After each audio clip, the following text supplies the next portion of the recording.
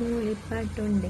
അപ്പോൾ ഗൈസ്, ഞാൻ ഇന്ന് വന്നത്, ഇന്നലെ ഞാൻ ഒരുത്തൻ എന്നെ ഭീഷണിപ്പെടുത്തി എന്നൊക്കെ പറഞ്ഞിട്ടൊരു വീഡിയോ ചെയ്തില്ലായിരുന്നു.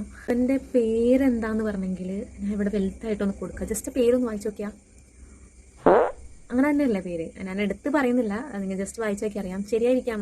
-കാസ് ദുബായിലെ ഇതൊക്കെയാണെന്നാണ് പറയുന്നത്.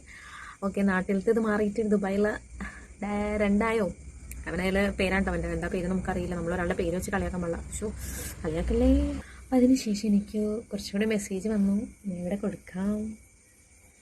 ഇത് ഭീഷണിയല്ല, റിയൽ മടുക്കണ കാര്യമോ. എന്ത് മടുത്ത് നിനക്ക് ലൈഫ് മടുത്തോടാ? മടുത്തെന്ന് പറഞ്ഞാൽ അങ്ങനെയൊന്നും ജീവിതം കളയരുത് കേട്ടോ. നടക്കണ കാര്യം എന്താണ് ഉദ്ദേശിച്ചേക്കണം, മടുക്കണ കാര്യം എന്നാണ് പറഞ്ഞേക്കണം. എന്നിട്ട് പറഞ്ഞിട്ടുണ്ട്, നീ ഇട്ടോ സ്റ്റോറി ഇട്ടോ ഒരു നാൾ നീ കരയും. എടാ, അത് കരയണമെങ്കിൽ സ്റ്റോറി ഇട്ടേ കൊണ്ട് മാത്രം കരയണമെന്നില്ല. ലൈഫിൽ നമുക്ക് പല സിറ്റുവേഷനിലേക്ക് കരയാം.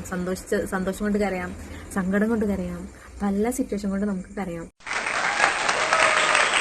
അപ്പോൾ അത് നീ പറയണ്ട. അതിപ്പോൾ നിന്റെ ലൈഫിൽ നീ എന്നേക്കാൾ കൂടുതൽ സ്ട്രഗിൾ ചെയ്യുന്നൊരു മനുഷ്യനാണ്. നിന്റെ ലീലാവിലാസങ്ങൾ ഞാൻ കേട്ടതാണല്ലോ. ഇനിയും എന്തൊക്കെ വരാണ്ട് എന്തറിയില്ല. നീ വന്നിട്ട് എൻ്റെ അടുത്ത് പറഞ്ഞു നീ സ്റ്റോറി ഇട്ടോ. ഞാൻ സ്റ്റോറി ഇടും. സ്റ്റോറി ആയിട്ടല്ല, ഇതുപോലെ റീലായിട്ട് ഇടും. അപ്പം നമുക്ക് ഇവൻ്റെ ഒരു ഇന്ന് രാവിലെ ഇട്ടൊരു സ്റ്റോറി നമുക്ക് കണ്ടാലോ? ജസ്റ്റ് ഒന്ന് കണ്ടോ കേട്ടോ. പെട്ടെന്ന് ഇങ്ങനെ ഒരു ട്വിസ്റ്റ് ഉണ്ടാകുമ്പോ ഒന്ന് വിറയ്ക്കും. നന്ദഗോപാലും ഫിറോസും വിറയ്ക്കണം.